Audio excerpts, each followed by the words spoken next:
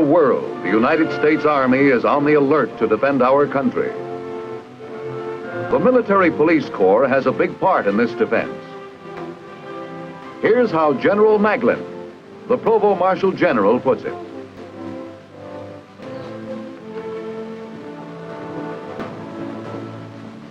The broad scope and diversity of military police activities are not generally recognized. Few realize the extent of the training necessary to prepare select soldiers for their various duties. You will see portrayed here some of that training and its application on beachheads, in battlefields, in foreign lands, and at home. What makes the military policeman's job so important and so unique is that he deals with people, not things. There is no yardstick to guide him in controlling human behavior. He can do his job only by specialized training and what he gains from experience. He is often on his own, and he must work his way with courtesy and understanding through all the recurring problems of human conduct. His job is most important in a modern, efficient army. Thank you, General Maglin. Now let's get on with our story, the military police story.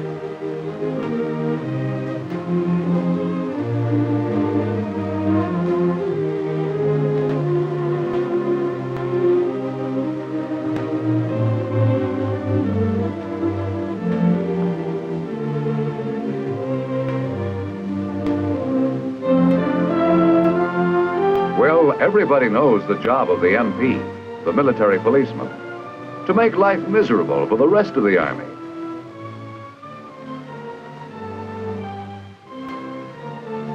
At least that's the idea our friend here might have. But then maybe he hasn't been around very much yet. The military policeman has a lot of duties besides keeping his fellow GI out of trouble.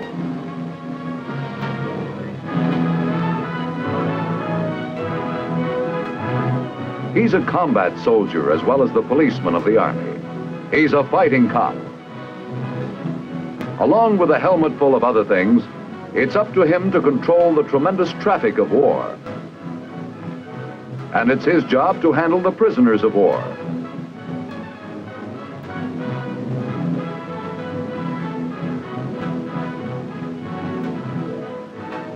He's responsible for the prevention of pilfering of military supplies.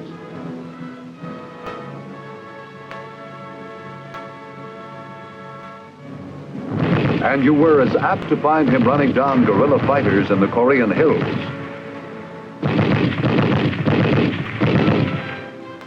As riding the highway patrol on the autobahns of Germany.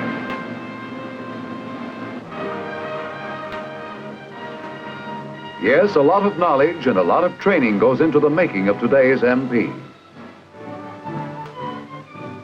Camp Gordon, Georgia, a few miles out of Augusta, is where it all begins. Home base for the Military Police Corps. Most of your Army's MPs, scattered around the globe today, once entered this gate as raw recruits.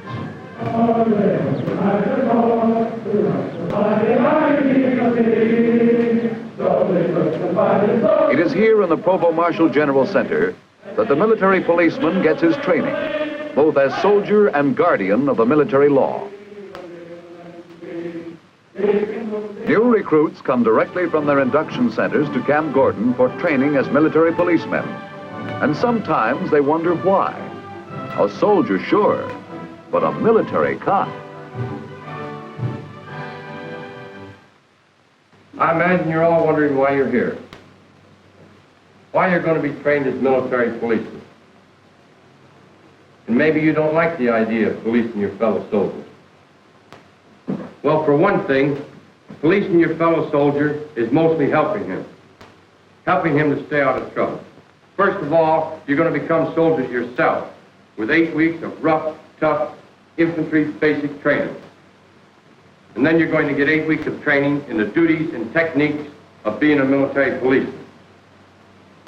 And when you're through, you're going to find yourself among the best trained, best uniformed, sharpest soldiers in the United States Army. And a funny thing, you're going to like it. You're going to be proud to be an MP. 8 weeks of infantry basic training. learning to employ the weapons and techniques of the fighting man.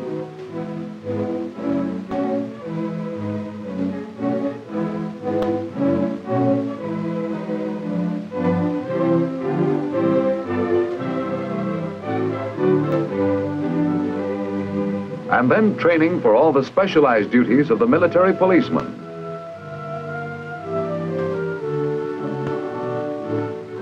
Traffic control is one of the major jobs of the MPs, and they've got to get awfully good at it, clear, authoritative. It's tough enough to handle traffic at a busy intersection during a peak hour, but if you ever have to keep big troop movements flowing where the enemy might be dropping shells on a road you're controlling, well, you've got to learn to think and move fast.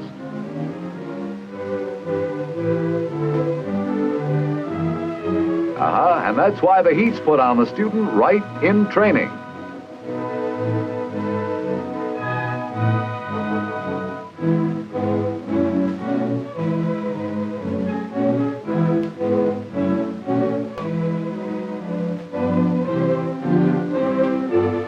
Trouble, and it's time for a cool head.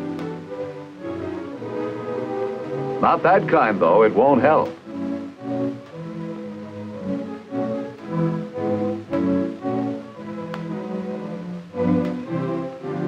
And the hand of experience gets them rolling again.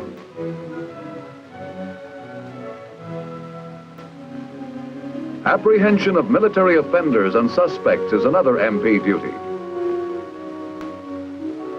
Strongly stressed in the techniques and attitude of the military police is the use of only as much force as is reasonably necessary in effecting an apprehension. But you never take a chance on your suspect packing a concealed weapon. A false move with this method of wall search, and an MP's in a position to handle it.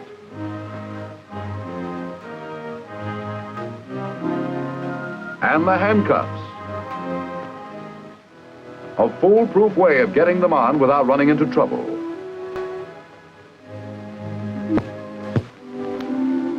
Where there's no question of the intentions of the man to be apprehended, the military policeman has learned to take care of him too. Psyduck?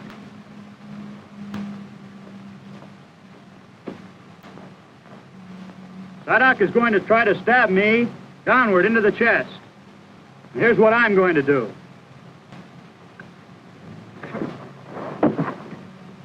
Force the knife out of the man's hand. Pick it up. Now, here's the way we're going to break it down for you. At the starting position, the knife will be held up in the air, prepared to stab downward into my chest in this manner. Starting position, hut, move. At ready, one, as he brings the knife downward toward my chest, I block with my left forearm against his wrist. Ready, one.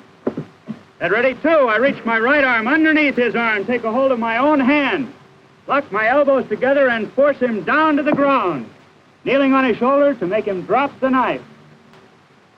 Again, pick the knife up. Do not let him keep it.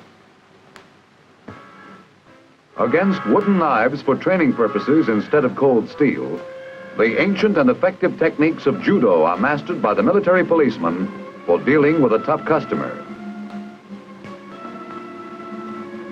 Now, come along is a grip that you put on a person that puts him completely in your control. No struggling, no fighting back.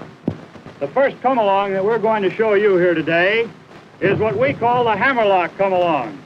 It works like this. Notice that I keep pressure on his elbow at all times. And the recruit learns how to squeeze them off accurately with the MP's own primary weapon, the .45 automatic pistol.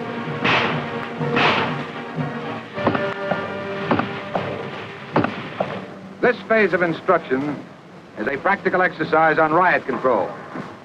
The general situation: a mob of approximately 600 gathered in front of the governor's palace. When your army is called in to restore order in civil disturbances, the military police are trained to deal with them. The wedge formation is the formation used to strike into and split up a crowd or mob. Now keep in mind, however, that the platoon wedge is very vulnerable at the flanks. Therefore, we will commit our 2 support squads to lateral support. And when a riot alert comes in, even a practice one, things happen fast.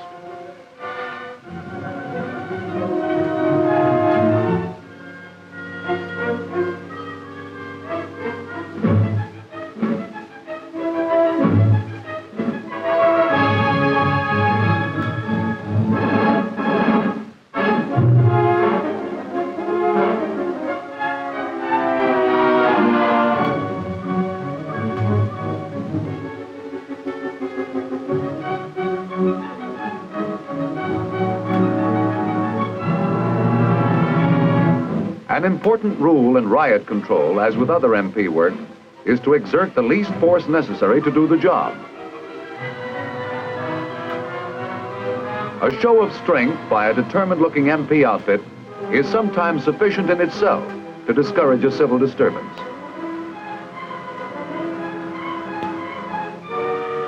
Then there are the formations, each with a special purpose in breaking up a riot. And MP troops are trained to execute them with the precision of a chorus line.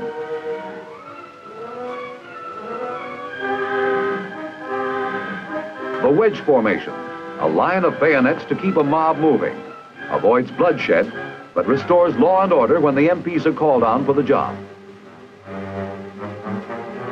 Smoke helps too, harmless, but it's some protection against violence if the mob gets rough, and a psychological weapon to discourage the rioters.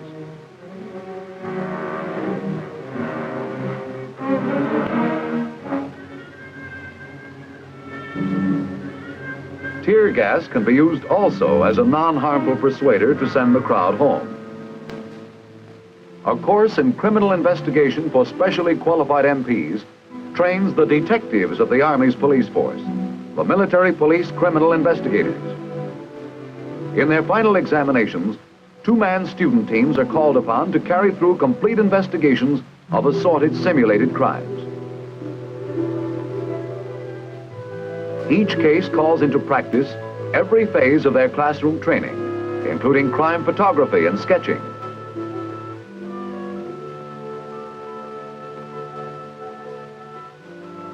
Our pair of student detectives here would appear to have a combination murder-robbery on their hands.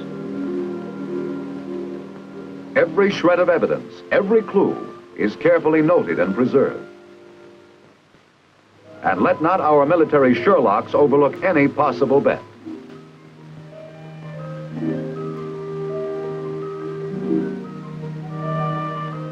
That bullet will be saved for the ballistics experts to have a look at later.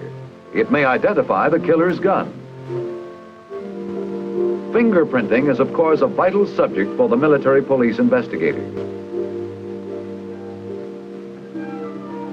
Match the prints left by the killer, and it's positive identification. You've got your man.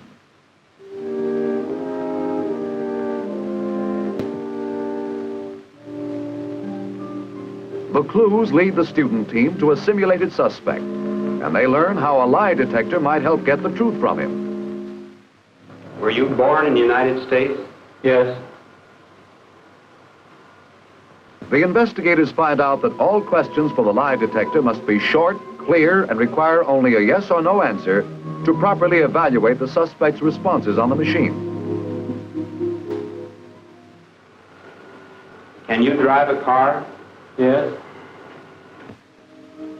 The inking device on the lie detector chart would indicate symptoms of disturbance in the suspect's mind if this were the real thing and he were lying.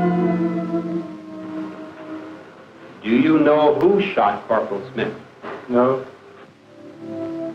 And so the student detectives get a first-hand knowledge of a modern weapon in the war against crime.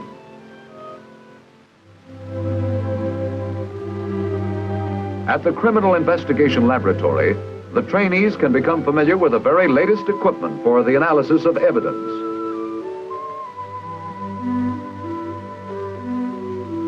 For the testing and examination of materials that might help to solve a crime, the laboratory at Camp Gordon serves all the armed forces, as well as lending assistance to civil authorities. Here, the spectrograph burns a minute sample of the material to be examined for possible connection with the crime. Discovery of a tiny portion of a substance may help piece together the story.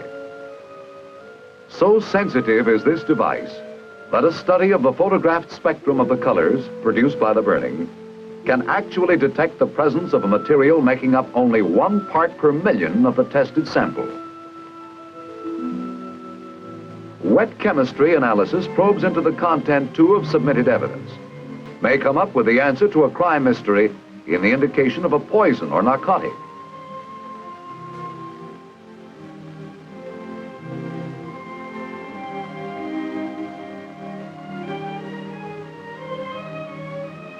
An X-ray diffraction unit, one of the few in the world. This machine delves into the possible criminal significance of a tiny sample of evidence by bombarding it with short wave to determine its crystal formation.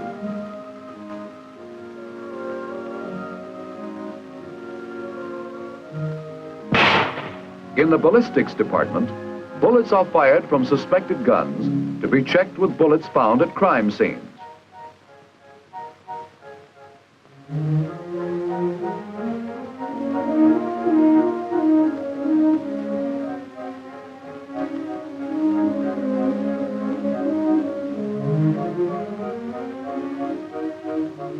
Every firearm writes its own signature on each bullet it fires. In the telltale distinctive grooves and markings the bullet picks up as it passes through the weapon's barrel. The matching of a bullet used in the commission of a crime with a bullet fired in a ballistics chamber has solved many a killing and other type of crime.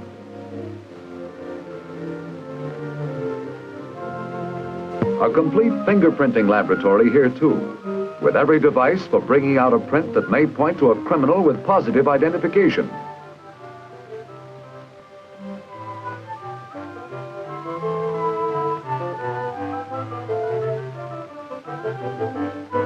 A section of the laboratory also devoted to the examination of question documents for the comparing of handwriting, typewriter characteristics, checking for invisible writing.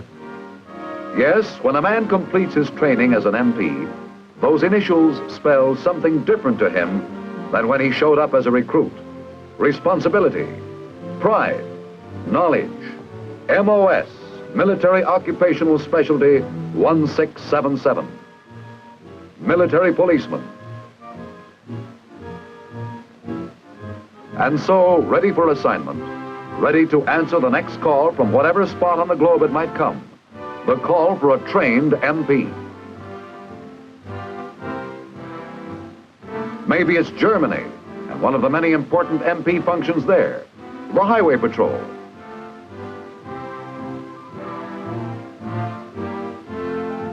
This outfit is responsible for the remarkable job of reducing the accident fatality rate on German roads from 4 times greater than that of the U.S.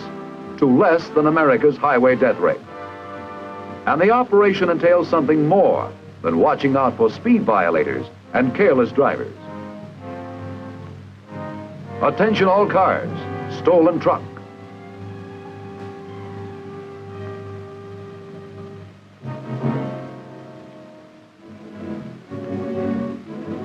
The profits run high on stolen government property, but the military police are constantly putting practitioners of the trade out of business.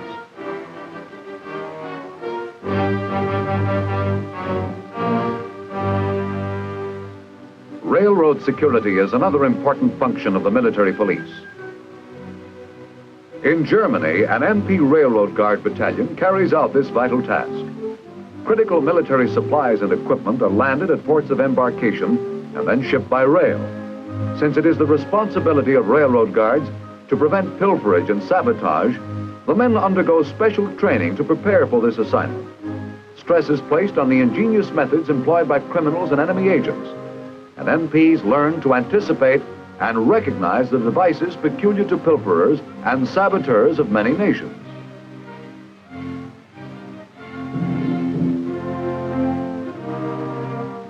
Although Railroad Guard MPs often patrol lonely, relatively peaceful areas, they are also trained to protect supply lines in combat.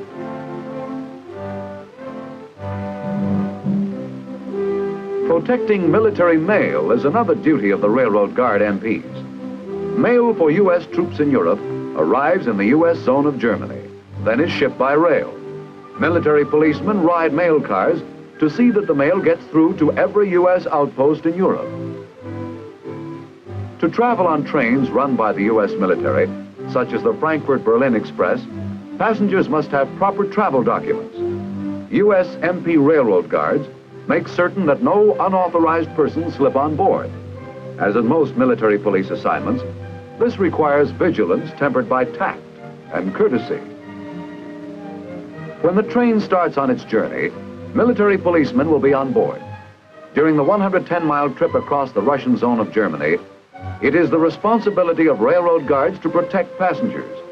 Their orders are to assure a safe, uninterrupted passage across the Russian zone. But this is not always an easy task. Trains have been stopped in the past, sometimes leading to an explosive situation requiring cool heads.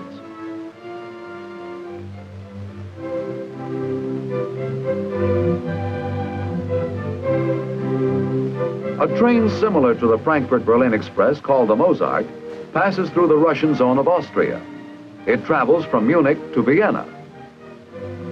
From the time passengers climb aboard a military train until they disembark, MP railroad guards make sure that everything goes smoothly.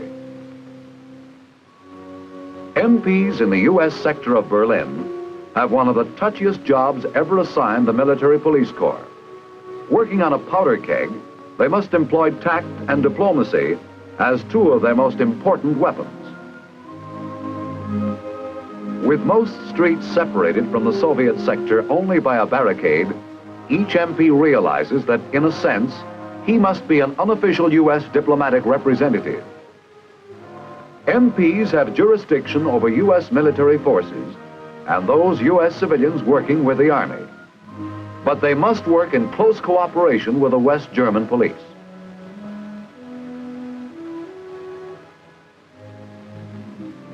The last horse platoon in the United States Army has been organized to help keep the delicate situation in Berlin from getting out of hand. Their primary function is to quell civil disturbances.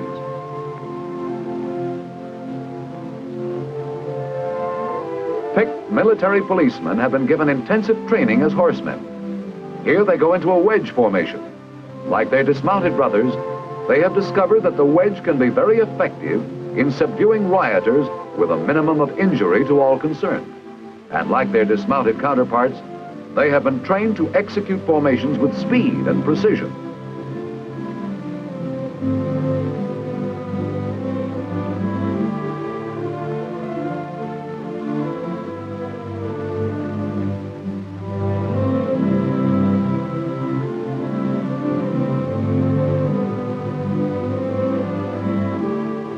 These MPs double as steeplechase jockeys. When trouble lies ahead, they're prepared to hurdle any obstacles in the way. Another activity of the military police in Germany is the customs unit. Although customs points are essentially the responsibility of the German customs police, U.S. military policemen work in close cooperation with them. Sometimes their work can be routine, such as checking the credentials and baggage of an American sergeant and his wife bound for leave in Italy.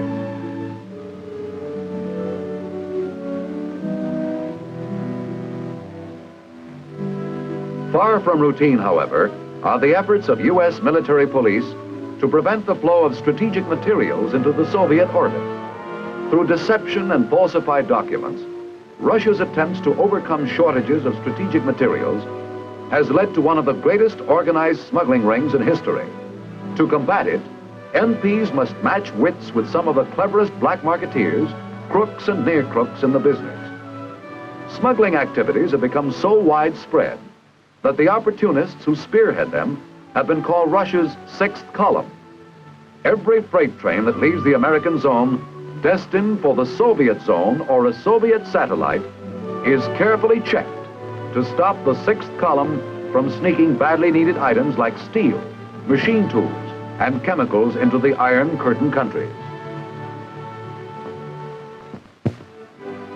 In our own country, you see the men wearing the brassards on the trains.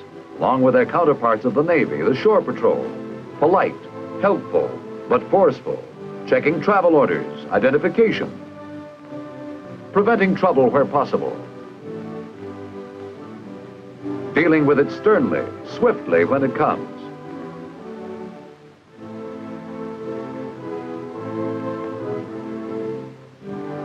You'll find the MPs on duty at the harbors, the ports of embarkation, at the docks where military supplies and personnel are headed overseas.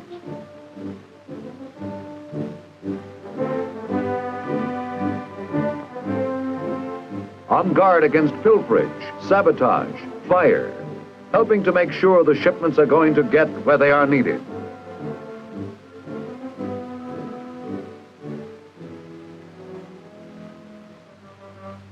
And of course, the MPs have been busy in Korea. A tremendous job, traffic control. And complicated with a desperate refugee problem in keeping the roads open for the movement of the men, machines, and supplies of war.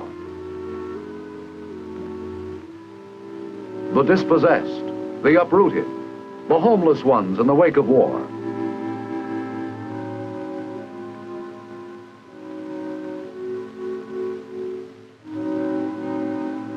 And at the moment of stern military necessity, these people still must be dealt with in the decent way of a democracy.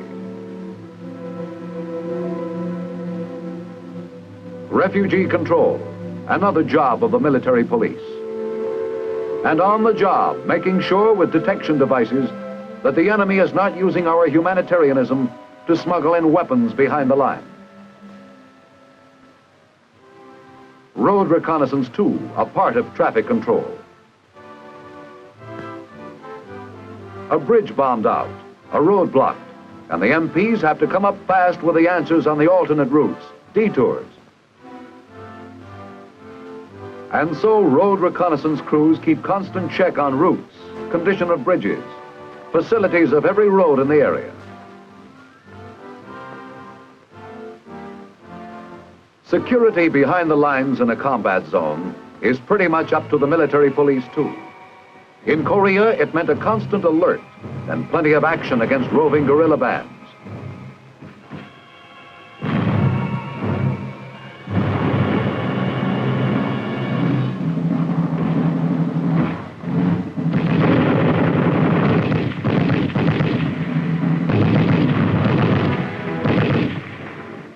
In Panmunjom, site of the Korean truce negotiations and the prisoner exchange, it was the MP who guarded the security of United Nations personnel and documents.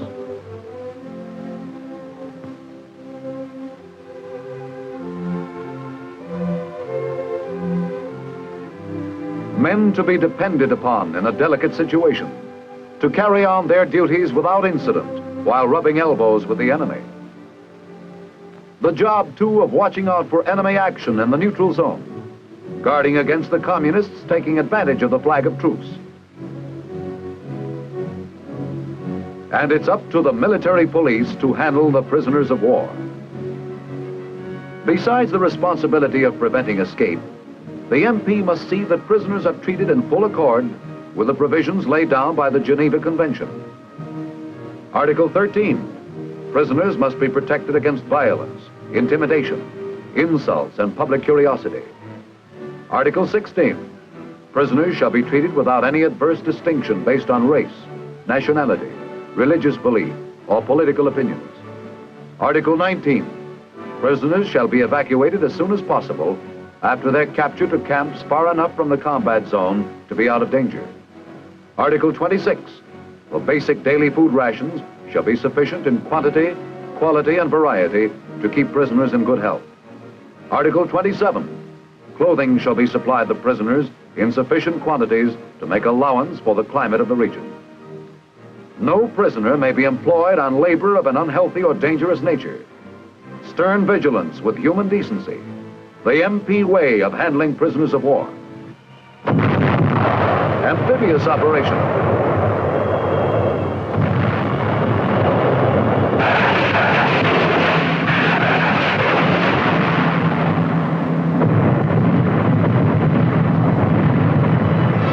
and landing party away.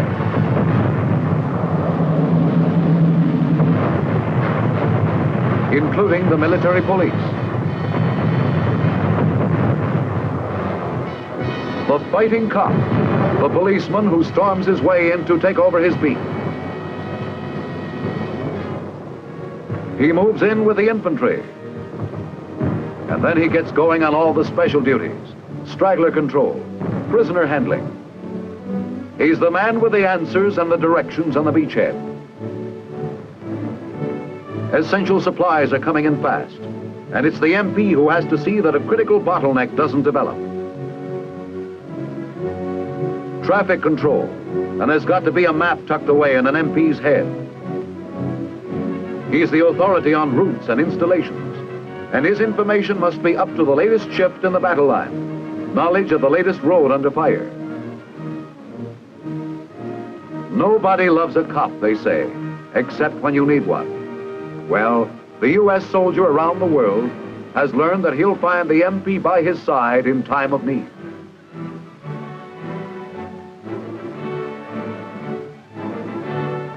His fellow soldier knows the military policeman as a soldier second to none. He's found the work of the MPs a vital part in our nation's defense.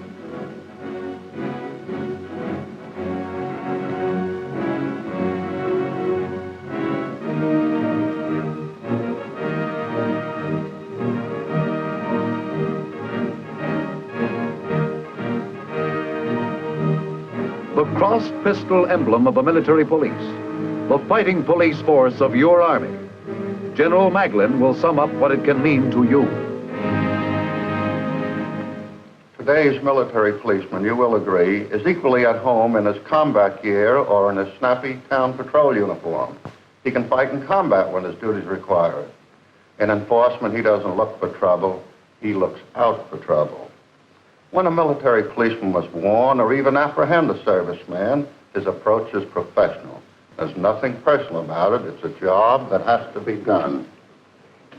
From Korea to Alaska to the Iron Curtain in Europe to Africa, he is rendering assistance, maintaining order, directing traffic, and providing security for our fighting machine.